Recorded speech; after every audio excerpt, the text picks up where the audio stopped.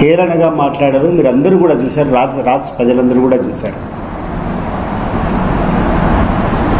మామూలుగా చంద్రబాబు నాయుడు గారి గురించి మాట్లాడాల్సి వస్తే చంద్రబాబు నాయుడు గారు అంటాం. కానీ అది చూసిన తర్వాత, ఆయన వ్యవహరించినటువంటి తీరు చూసిన తర్వాత ఇంకా జీవితంలో గారు అని పిలిచాల్సినటువంటి అర్హత ఆయన కోల్పోయినాడు.